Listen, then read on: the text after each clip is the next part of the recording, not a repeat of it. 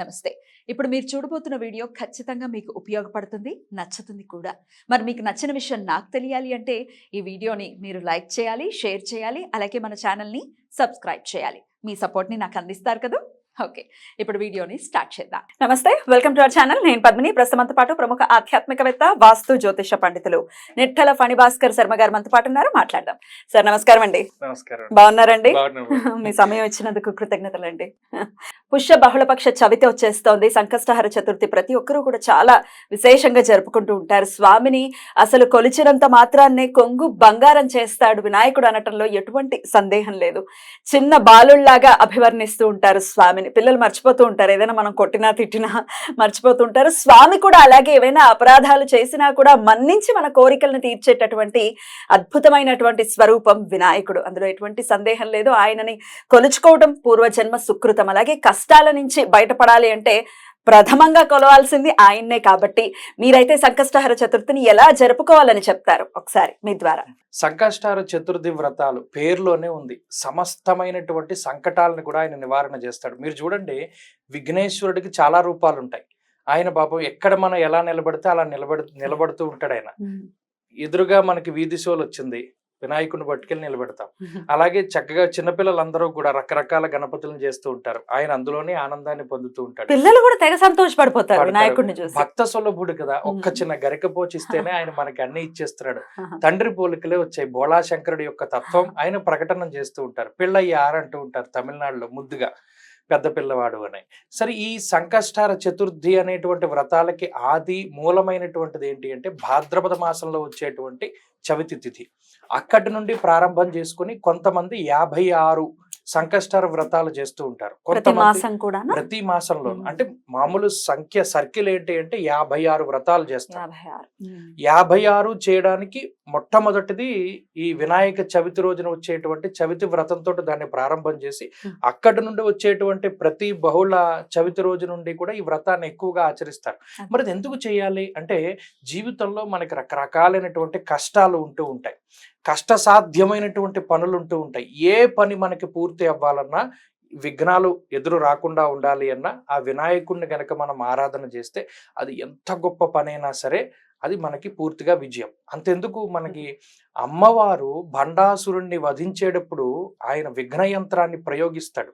మరి ఆ విఘ్నయంత్రాన్ని ప్రయోగించినప్పుడు అమ్మవారు ఎవరిని పంపుతుంది? వినాయకుడినే పంపుతుంది. పంపి ఆ విఘ్నయంత్రాన్ని ధ్వంసం చేసినప్పుడు విఘ్నయంత్ర ప్రహర్షణం చేస్తుంది. మామూలు నవ్వడం కాదు, గట్టిగా నవ్వుతుంది అమ్మవారు. అంత ఆనందపడుతూ ఉంటుంది. చాలా చోట్ల శంకరాచార్యుల వారు కానీ లేకపోతే అమ్మవారి శంకరాచార్యులే చాలా చోట్ల ఎక్కడైనా అమ్మవారు ఉగ్రస్వరూపిణిగా ఉన్నా లేదా శివుణ్ణి ప్రసన్నం చేసుకోవాలి అన్నా ఎవరిని ఎదురుగుండా పెడతారంటే విఘ్నేశ్వరుడినే పెడతారు. ఎందుకు? వారిద్దరికి ఆయన చూస్తే నవ్వొచ్చేస్తుంది. ఎంతటి ఉగ్రస్వరూపమైన ప్రసన్నంగా మారిపోతూ ఉంటుంది. అందుకని మీరు ఇప్పటికీ ఆ ఆచారం ఉంది. మీరు సాధారణంగా పల్లెటూర్లకు వెళ్తూ ఉన్నారనుకోండి, అమ్మవారు ఏ దేవతగా స్వరూపంగా ఉన్నా కూడా ఆ స్వరూపానికి పక్కన వినాయకుడి విగ్రహం ఉంటుంది. లేదా అటు వినాయకుడో ఇటు సుబ్రహ్మణ్యేశ్వరుడో ఎలాగైనా కనబడుతూ ఉంటారు. ఖచ్చితంగా. అలాగే అమ్మవారి యొక్క నామాల్లో కూడా ఈ విఘ్నేశ్వరుడు, సుబ్రహ్మణ్యేశ్వర స్వామి పక్క పక్కన ఉండి చెప్పేటువంటి నామానికి ప్రతీక ఎవరైనా ఉన్నారు అంటే మన భారతదేశంలో అది పిఠాపురం క్షేత్రంలో ఉండేటువంటి రాజరాజేశ్వరి అమ్మవారు. అమ్మవారికి ఓ పక్కన విఘ్నేశ్వరుడు, ఓ పక్కన సుబ్రహ్మణ్యేశ్వరుడు కూడా ఉంటారు. కాబట్టి ఇలా ఏంటంటే విఘ్నేశ్వరుడికి సంబంధించినటువంటి ప్రాశస్త్యం చెప్పుకుంటూ పోతే చాలా గొప్పది. అందులో ఈ వ్రతం అనేటువంటిది ఏదైతే చెప్పబడిందో అందులోనూ నిజానికి కాశీఖండంలో కూడా ఒక మాట చెప్తారు, అంగారక చతుర్థి వ్రతం అంటే నిజానికి ఇదే చవితి మంగళవారం రోజున గనక వస్తే ఆ వ్రతాన్ని గనక మనం ఆచరిస్తే ఎన్ని రకాలైనటువంటి దోషాలు తొలగిపోతాయి, విశేషమైనటువంటి కార్యసిద్ధి కలుగుతుంది అన్నారు. అలాంటిది ఇప్పుడు కొంచెంలో తప్పింది, సోమవారం నడుపుతుంది. ఇదే గనక మంగళవారం కూడా పడుంటే విశేషమైనటువంటి ప్రాధాన్యం. అయినా దీని ప్రాధాన్యత దీనిదేను. మొదలు పెట్టుకోవచ్చా అనే సందేహం వస్తుంది. లేదు, నిజానికి మొదలు పెట్టడం భాద్రపద మాసమే లెక్క. ఇప్పటి వరకు నిజానికి ఈ వ్రతాలు ఎవరు చేయకుండా కొత్తగా ప్రారంభించేటువంటి వారు ఎవరైనా ఉన్నారు అంటే మరి వాడికి లెక్క ఏంటి? భాద్రపద మాసంలో చవితే లెక్క. మిగతాది ఇప్పుడు మధ్యలో చేసేటువంటిది కేవలం కామ్యార్థం చేసుకోవచ్చు, చేసుకోవచ్చు. చేసుకోకూడదని ఏం లేదు. ఆ కోరిక తీరుతుంది కూడా. అనఘాష్టమి, కాలభైరవాష్టమి, లేకపోతే ఈ ఇప్పుడు వచ్చేటువంటి సంకష్టహర చతుర్థి, ఇటువంటివి లెక్క కింద ఉంటాయి. వీటికి ప్రారంభం ఒకటి ఉంటుంది. లేదు దీన్ని ఆ ఫలానా రోజున ప్రాశస్త్యంతో ప్రాధాన్యంతో మనం ప్రారంభం చేయలేదు అనుకోండి, ఈ మధ్యలో ఉండే వాటిని చేయొచ్చు, చేస్తే దీని ఫలితం దీనిదే. కానీ కొంతమంది మొక్కుకుంటారు. ఇప్పుడు ఉదాహరణకి 56 వ్రతాలు మొక్కుకుంటారు, 54 వ్రతాలు మొక్కుకుంటారు, సత్యనారాయణ వ్రతాలు కూడా 54 వ్రతాలు మొక్కుకుంటారు. చాలా అవి లెక్క ఉంటుంది. వాటికన్నిటికీ ప్రారంభ తేదీ ఒకటి ఉంటుంది మనకి పూర్వంలో చెప్పినటువంటి ప్రకారం.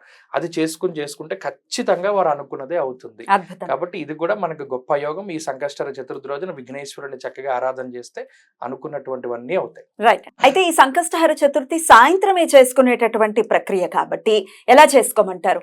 అంటే ఇది చాలా క్లుప్తంగానే ఉంటుంది పూజ అనేది మన అందరికీ తెలిసినటువంటి విషయమే. ఒక్కసారి మీ ద్వారా సాయంత్రమే చేయాలి అంటే ఇది ఎక్కడొచ్చింది అంటే, ఇప్పుడు ఉదాహరణకి చతుర్దశి నిషీధి సమయానికి వ్యాపితమైతే కృష్ణపక్షంలో దాన్ని మాస శివరాత్రి లేదా మహాశివరాత్రి అన్నాం. మరి ఈ తిథికి కూడా నియమం పెట్టుకున్నారు. ఏంటి? చంద్రోదయానికి చవితి తిథి ఉండాలి.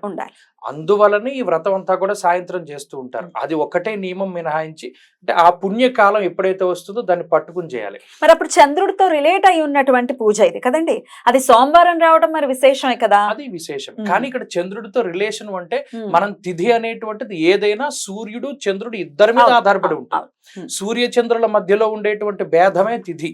ఆ చవితి రోజున ఆ చంద్రుడికి, అంటే ఆ చంద్రోదయం వేరు. మళ్ళా చంద్రోదయం అంటే మామూలుగా మనం రాత్రి చంద్రుడు వచ్చేటని చంద్రోదయం అని, లేదా సూర్యుడు ఉదయించేటువంటిది సూర్యోదయం అనుకుంటుంటాం. కానీ వీటిలో కొద్ది మార్పులు ఉంటాయి.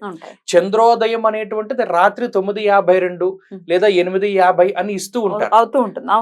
ఆ టైంకి ఆ చవితి తిథి ఉండాలి. అప్పుడు మనం ఈ పూజను చేసుకోవాలి. 29వ తారీఖు అలాగే ఉంది వచ్చింది కాబట్టి చక్కగా ఆ కల్పోక్త విధానంలో మనం చేసుకుంటే ఆ విఘ్నేశ్వరుడి యొక్క అనుగ్రహం ఖచ్చితంగా లభిస్తుంది. అయితే ఎలాంటి కామ్యాలు, అంటే ఎలాంటి కోరికల రీత్యా ఈ వ్రతాన్ని ఆచరించవచ్చు అంటే ఏం చెప్తారు? ఏదైనానండి, ఇప్పుడు విఘ్నేశ్వరుడు ఇవ్వలేనదంటూ ఏది లేదు. ఏ భగవంతుడైనా సరే ఆయన అనుగ్రహిస్తే ప్రతిదీ ఇస్తూ ఉంటాడు. ఉదాహరణకి ఇది ఎక్కువ ఎందుకు చేసుకుంటారంటే విద్యార్థులకి చదువు కోసం చేసుకుంటారు. ఎగ్జామ్స్ కూడా వస్తున్నాయి. అది ఒకటి చేసుకుంటారు. ఇంకోటి ఏంటంటే వాళ్ళు ఇందాక చెప్పినట్టు కష్టసాధ్యమైనటువంటి పని ఏదైనా ఉంది, మనం ఈ పెళ్లి చేసుకోవాలి, మరి అందుకనే మీరు పెళ్లిళ్ళు వాటిలో విఘ్నేశ్వర మీది అనేటువంటిది కడుతుంటారు. మరి ఈ పెళ్లి అవ్వాలి, లేదా మనం ఇల్లు కట్టుకోవాలి, లేదా మనం ఈ బంగారం, ఈ వాహనం, ఏదైనా అది కామ్యార్థం. ఇహలోకంలో మనం సుఖపడడానికి ఏ పనైనా సరే మనం విఘ్నేశ్వరుని ఆరాధన చేయవచ్చు. అందులో ఏ విధమైన ఇబ్బంది ఉంటుంది. రైట్. అద్భుతం అండి. ధర్మబద్ధమైన ఏ కోరికైనా స్వామి తీర్చేటటువంటి పరిస్థితి ఉంటుంది కాబట్టి, అయితే ఈ ఒక్క మాసమైనా చేసుకోవచ్చా అండి అని అడిగే వాళ్ళు కూడా ఉన్నారు. చేసుకోవచ్చు. మామూలుగా అయితే లెక్క ప్రకారం భాద్రపద మాసం నుండి లెక్క, భాద్రపదం టు భాద్రపదం చేసి దానికి కూడా ఉద్యాపనలు ఇవన్నీ కూడా ఉంటాయి. అలా చేసుకోవచ్చును. లేని పక్షంలో ఏ మాసం వీలైతే ఆ మాసంలో మనం చేసుకోవచ్చు. ఇప్పుడు మన ఉదాహరణకి ఈ సత్యనారాయణ స్వామి వ్రతాలు ఉన్నాయి, వెంకటేశ్వర స్వామి వ్రతాలు ఉన్నాయి, లేదా మరి ఏ ఇతర కాత్యాయని వ్రతాలు కానీ, ఇవన్నీ ఏది చేసుకున్నా ప్రత్యేకించి మనం ఒక సందర్భంలో చేసుకోవచ్చు మనకి వీలు కుదిరినప్పుడు. అలా లేదా ఈ విశేషమైనటువంటి ప్రాధాన్యత కుదిరిన రోజుల్లో కూడా మనం చేసుకోవచ్చు. అద్భుతం. చాలా చాలా విశేషవంతమైనటువంటి సంకష్టహర చతుర్థిని మన వాళ్ళందరూ చేసుకోవాలి. అందుకే ప్రతి చవితికి కూడా, అంటే ఈ బహుళపక్ష చవితికి గుర్తు చేయటం జరుగుతోంది. సో అందరూ చక్కగా చేసుకుని మీ కామ్యాలు ఏవైతే ఉన్నాయో అవన్నీ నెరవేరాలని మనస్ఫూర్తిగా కోరుకుంటూ, sir thank you so much అండి. నమస్తే.